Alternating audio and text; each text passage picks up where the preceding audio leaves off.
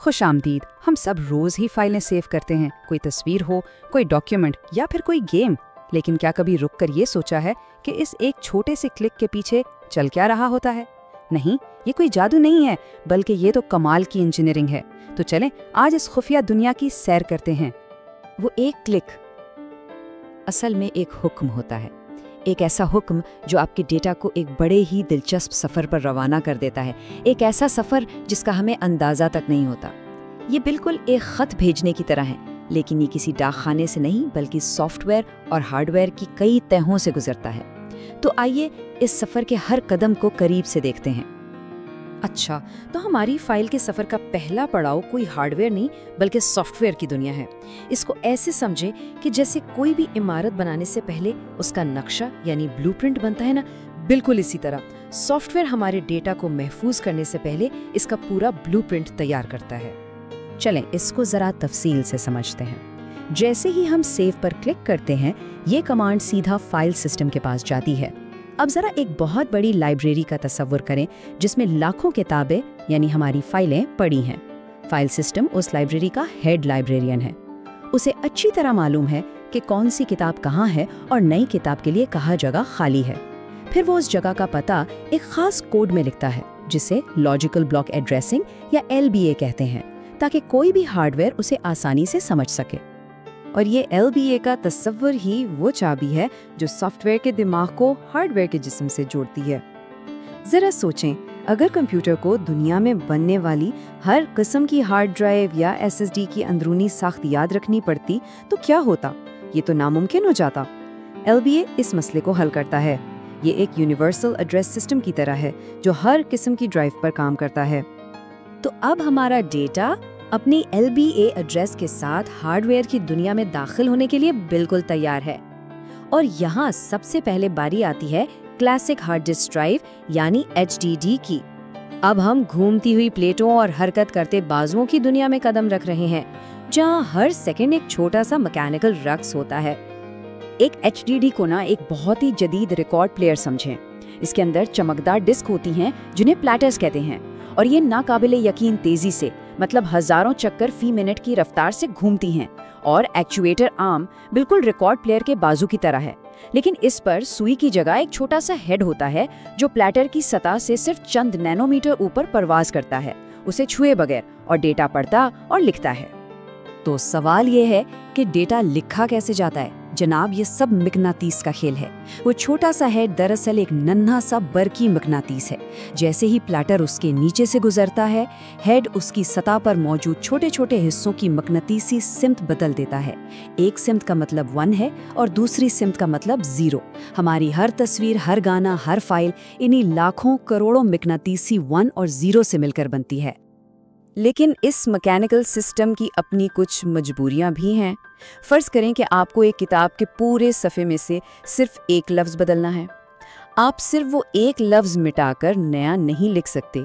آپ کو پورا صفحہ پڑھنا ہوگا, ریڈ, پھر اپنے ذہن میں اس لفظ کو بدلنا ہوگا, ماڈیفائی, اور پھر اس ایک تبدیلی کے ساتھ پورا کا پورا صفحہ دوبارہ لکھنا ہوگا, رائٹ. بس یہی ریڈ, ماڈیفائی, رائٹ کا مسئلہ ہے.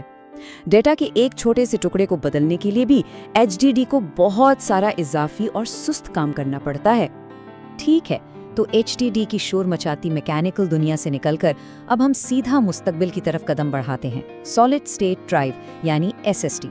اس کے نام سالڈ اسٹیٹ میں ہی اس کی ساری کہانی چھپی ہے. مطلب اس میں کوئی حرکت کرنے والا پرزہ نہیں ہے, کوئی گھومتی ڈسک نہیں, کوئی ہلتا ہوا بازو نہیں, صرف خالص خاموش الیکٹرانک رفتار. اور یہاں فرق بالکل صاف نظر آتا ہے.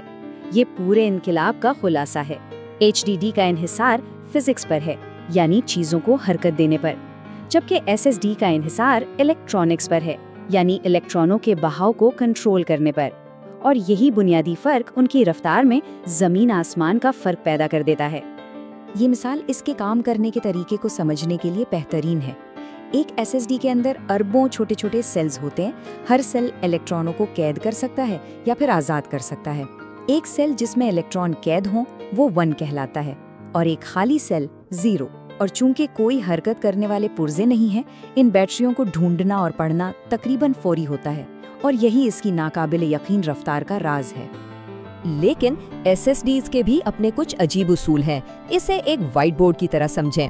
आप बोर्ड के किसी भी छोटे से खाली हिस्से यानी पेज पर लिख तो सकते हैं, लेकिन अगर आपको कुछ मिटाना हो तो आप सिर्फ एक लफ्ज नहीं मिटा सकते, आपको बोर्ड का एक पूरा बड़ा हिस्सा यानी ब्लॉक साफ करना पड़ेगा।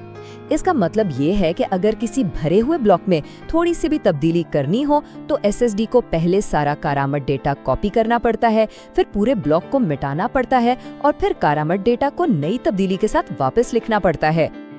अब ये बार बार मिटाने और लिखने का अमल मेमोरी सेल्स को कमज़ोर करता है। हर सेल बिल्कुल एक असली बैटरी की तरह एक महदूद बारी चार्ज और डिस्चार्ज हो सकता है, जिसके बाद वो नाकारा हो जाता है। तो अगर SSDs एक ही जगह पर बार बार लिखती तो वो तो बहुत जल्द खराब हो जाती। फिर वो सालों तक कैसे चलती हैं? चलें इस पहेली को भी हल करते हैं। ये चार्ट हमें मेमोरी सेल्स की मुख्तलिफ किस्में दिखाता है। सिंगल लेवल सेल या SLC एक सेल में सिर्फ एक बिट रखता है। ये सादा, तेज और बहुत पायदार होता है, लेकिन महंगा भी। फिर आते हैं मल्टी लेवल और ट्रिपल लेवल सेल्स, जो एक ही सेल में ज्यादा बिट्स ठूस कर ड्राइव्स को सस्ता और बड़ा बनाते हैं, लेकिन इसका समझौता बर्दाश्त पर होता है। ये कीमत, कारकर्दगी और पायदारी के बीच एक क्लासिक इंजीनियरिंग ट्रेड ऑफ है। तो बुनियादी मसला ये है, जरा सोचें कि आपका ऑपरेटिंग सिस्टम हमेशा ड्राइव की एक ही जगह पर आर्जी फाइलें बनाता है। इससे क्या होगा?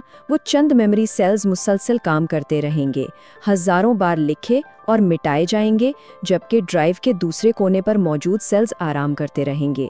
नतीजा ये होगा कि वो ज़्यादा काम करने वाले सेल्स नाकाम हो जाएंगे और ड्राइव बेकार हो जाएगी, भले ही उसका 99% हिस्सा बिल्कुल ठीक क्यों ना हो।